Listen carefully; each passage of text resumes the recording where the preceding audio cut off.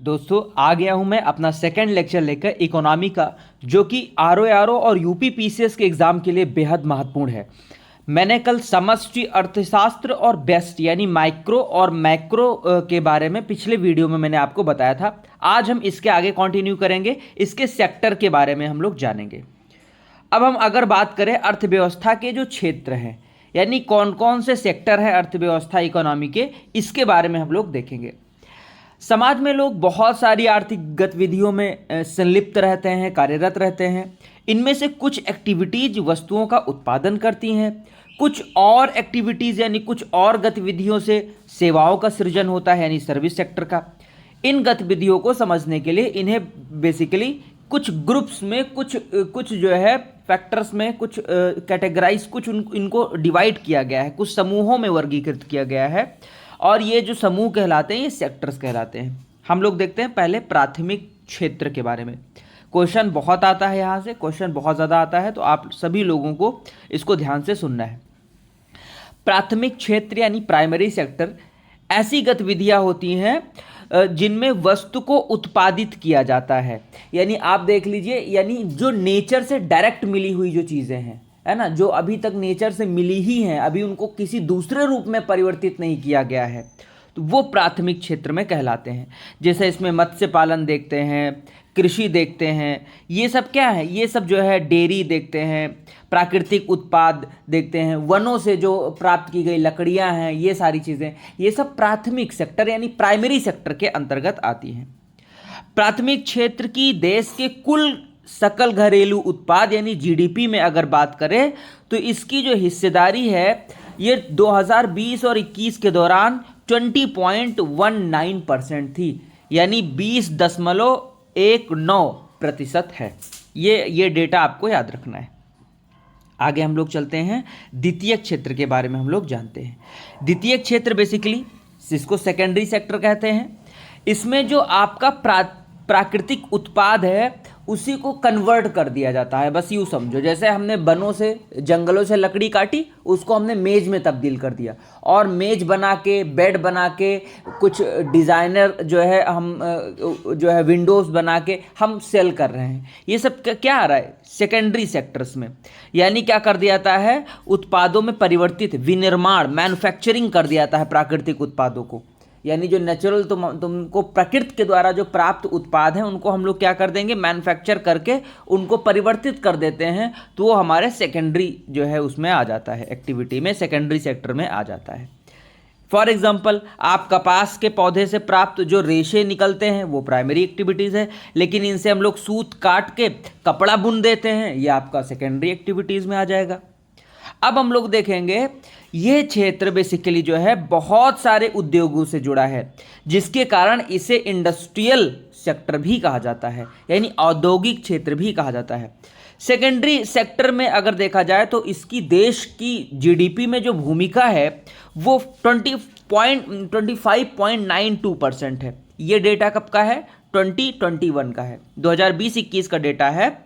यानी भारत में द्वितीय क्षेत्र से जो जीडीपी है वो 25.92% है। जीडीपी मतलब सकल घरेलू उत्पाद, जो अपने ही घर में जो उत्पादन हो रहा है उससे जो भी हम क्या कर रहे हैं, जो मनी प्राप्त कर रहे हैं, जो उससे जो भी चीज़ें हम लोग जो है उससे जो है अपने इकोनॉमी में उसको ऐड ऑन कर रहे हैं, वो जीडीपी में आता है। मैं बताऊंगा आगे जीडीपी, जीएनपी, एनएनपी सारी चीज़ें। अब हम लोग बात करेंगे टर्सरी सेक्टर, तृतीय क्षेत्र। तृतीय क्षेत्र क्या है, बेसिकली ये स्वतः उत्पादन नहीं करती हैं, बल्कि ये उत्पादन प्रोसेस में, प्रक्रिया में सहायता करती हैं। इसमें ट्रांसपोर्टेशन एंड कम्युनिकेशन, परिवहन एवं संचार की भी व्यवस्था शामिल है, इसलिए इसको क्या बोलते हैं, सर्विस सेक्टर भी इसको कहा जाता है। यहाँ पर सेवाओं का आप क्या देते हैं, लोगों को सेवा देते हैं, आप लोगों को सर्विस प्रोवाइड करते हैं। हमारी गाड़ी पंचर हो गई, हम लेके गए जो है खड़ा कर दिए किनारे, चलो भैया बना, वो हमको क्या दे रहा है, सर्विस प्रोवाइड करा रहा है ना। आप स्कूल में क्या कर रहे हैं, टीचिंग कर रहे हैं। आप क्या कर रहे हैं, लोगों की जो है हेल्थ को देख रहे हैं, हेल्थ इशू की प्रॉब्लम को सॉल्व कर रहे हैं, यानी आप जो है डॉक्टर हैं, आप वकील हैं, एडवोकेट हैं। ये सब क्या है, ये सब टर्सरी सेक्टर और बहुत इंपॉर्टेंट सेक्टर है। ठीक है, तो ये सब क्या है, ये सब प्रोडक्शन नहीं करती हैं, प्रोडक्शन करने में हेल्प करती हैं। क्लियर? चलो आगे चलते हैं, ज़रा माफ़ करिएगा, आगे चलते हैं हम लोग। तृतीय क्षेत्र में आपने देखा कम्युनिकेशन, ट्रांसपोर्टेशन, है ना, बीमा सेक्टर, बीमा, बैंकिंग, एजुकेशन, ये सारी चीज़ें आती हैं। अगर इनकी बात करें, यानी सकल घरेलू उत्पाद में टर्सरी सेक्टर की जो भूमिका है वो बहुत ज़्यादा मैटर करती है, और 2020-21 में इसका जो परसेंटेज है वो 53.89% है। कितना है? 53.89% है। अब हम लोग देखते हैं कि अर्थव्यवस्था के और भी क्षेत्र हैं, अन्य सेक्टर भी हैं। क्वार्टनरी सेक्टर भी देखते हैं। इसमें क्या है, आपकी बौद्धिक गतिविधियों को शामिल किया जाता है, जैसे गवर्नमेंट, जैसे संस्कृत, जैसे पुस्तकालय, लाइब्रेरी, अनुसंधान यानी रिसर्च करते हैं आप, एजुकेशन का बड़ा सेक्टर है ना, information and technology, IT sector, ये सब क्या है, चतुर्थ क्षेत्रक हैं, क्वार्टनरी सेक्टर हैं। ठीक है। पंचम क्षेत्र क्वार्टनरी सेक्टर में क्या देखते हैं, इसमें भी सरकार उच्च स्तरीय, हाई डिप्लोमेसी, गवर्नमेंट, विश्वविद्यालय, मीडिया, साइंस और नॉन प्रॉफिट जो ऑर्गेनाइजेशन हैं, ये सब पंचम क्षेत्र में आते हैं। और भी सेक्टर हैं, जैसे आप अब जोमेटो देख रहे हैं, स्विगी देख रहे हैं, है ना, ये सब आपको घर बैठे जो है सर्विस प्रोवाइड करा दे रहे हैं। तो ये एक तरह से क्या है, ऑनलाइन जो सुविधा है, ये भी एक तरह से अब पंचम और छठम, यानी कह सकते हो कि छठवीं टाइप की जो है क्या है, अर्थव्यवस्था है, एक तरह से आप कह सकते हैं। अब भारतीय अर्थव्यवस्था की विशेषताएं देखें तो भारतीय अर्थव्यवस्था में क्या है, ये एक डेवलपिंग फेज में चल रहा है, डेवलपिंग इकोनॉमी वाली कंट्री है। भारतीय अर्थव्यवस्था की मूल विशेषताओं को बेसिकली 2 पार्ट में डिवाइड किया गया है। इनका निम्न वर्णन है। पहले देखते हैं कि भारत एक कृषि प्रधान देश है। सकल घरेलू उत्पाद में भी कृषि का जो अंश है, कृषि का जो पार्टिसिपेशन है वो ज़्यादा है। देश की 58% जो जनसंख्या है वो एग्रीकल्चर पर निर्भर है, और सकल घरेलू उत्पाद में इसका जो कृषि का पार्टिसिपेशन है, हिस्सेदारी है, वो 18% है। भारत के निर्यात व्यापार में कृषि का योगदान 13.3% है। यानी कह सकते हो कि जो हम लोग पैदा करते हैं और विदेशों में भेजते हैं, गेहूं, दाल, चावल, जो भी अनाज, कॉटन, मसाले, ये सब जितना भेजते हैं वो 13.3% है, जो कि बहुत कम है। जिस हिसाब से भारत देश में खेत हैं, एग्रीकल्चर का इतना बड़ा डायमीटर है ना, इस हिसाब से क्या है, भारत में एग्रीकल्चर का जो कंट्रीब्यूशन है इकोनॉमी में वो बहुत कम है, क्योंकि उसको टेक्नोलॉजी से अभी पूरी तरह से नहीं जोड़ रखा है ना। उसको आप कह सकते हैं कि उसमें फर्टिलाइज़र टाइम पे नहीं अवेलेबल है। जो गांव से मेरा सुन रहे होंगे गांव के बच्चे, वो जान रहे होंगे कि गांव में किस तरह से प्रॉब्लम है ना, बीज के लिए इतना महंगा बीज है। बहुत सारे ऐसे किसान हैं जो टाइम पर बीज नहीं खरीद पाते, पानी की असुविधा है उनके खेतों में, है ना। आप जो है, आपके पास ट्रैक्टर नहीं है, टाइम पे ट्रैक्टर नहीं आ पाता है आपके खेत में, है ना, उसकी जुताई बुआई समय से नहीं हो सकती है। और फिर कोई ऐसी आपदा आ गई, सपोज दैट सूखा पड़ गया या बाढ़ आ गई, तो उसमें भी आपकी खेती क्या हो जाती है, नष्ट हो जाती है। तो कहने का मतलब ये सब रीज़न है इसका। क्लाइमेटिक भी कंडीशंस है भारत के एग्रीकल्चर में। खेत तो बहुत हैं लेकिन खेती समय से नहीं हो पा रही है, टेक्नोलॉजी कम है, तो इन सब को जो है सरकार को देखना पड़ेगा। तो 13.3% है। आगे चलते हैं। प्रति व्यक्ति निम्न आय, पर कैपिटा इनकम में कितना निम्न स्तर है ना। विकास में ये बहुत डेवलपमेंट में बाधक है। आप देखें किसी के पास में करोड़ों भरा पड़ा है, अरबों रुपए भरा पड़ा है, कोई मर्सिडीज ऑडी से चल रहा है भारत में, मोस्ट ऑफ द।